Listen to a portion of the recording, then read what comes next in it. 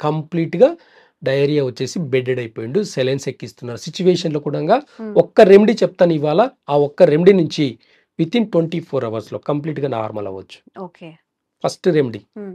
Vomiting motions అవుతున్నాయంటే first 24 hours fasting. అసలు ఇంకేం తినొద్దు. వాటర్ కూడా తాగకూడదు. హ్మ్. హ్మ్. వాటర్ కూడా తాగకూడదు. కొన్ని సార్లు వాటర్ తాగినా గాని అలాగే వామిటింగ్ వచ్చేస్తుంది. కాబట్టి హ్మ్. వాటర్ కూడా తాగకూడదు. ఓకే. 24 గంటలు ఫాస్టింగ్ ఉండడం వల్ల హ్మ్. ఎలాంటి ప్రాణాపాయం ఉండదు. హ్మ్. బాగా గుర్తుపెట్టుకోండి. హ్మ్. మనం ఏది ఇంటర్నల్‌గా లాక్టోస్ అనేది ఎప్పుడైతే ఇంకా యాక్టివ్‌గా మనం వాటర్ గానివ్వండి, లిక్విడ్స్ గాని ఇస్తామో అది ఇంకా యాక్టివ్‌గా అయిపోయి హ్మ్. మోషన్స్, వామిటింగ్స్ అయ్యేదానికి ఎక్కువ అవకాశం ఉంటాయి. అవును. హ్మ్. మీరు ఇన్‌పుట్ ఎప్పుడైతే ఆపేస్తారో హ్మ్. బాడీ తనంత తానే మెకానిజం హ్మ్. తనంత తానే హీల్ చేసుకునే కెపాసిటీ ఉంటుంది కాబట్టి తనంత తానే హీల్ చేసుకుంటుంది. 24 అవర్స్ ఫాస్టింగ్ చేయండి. హ్మ్.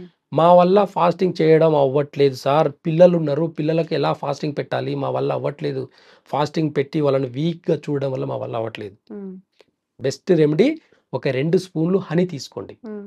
ఈ హనీ ఇంటెస్టైన్‌లో ఏం చేస్తుంది అనంటే, ఇంటర్నల్‌గా ప్రతి బ్యాక్టీరియాని కూడంగా బయటికి పంపించేస్తుంది వన్స్. హ్మ్. మొత్తం వాష్ ఔట్ చేసేసి క్లీన్ చేస్తుంది.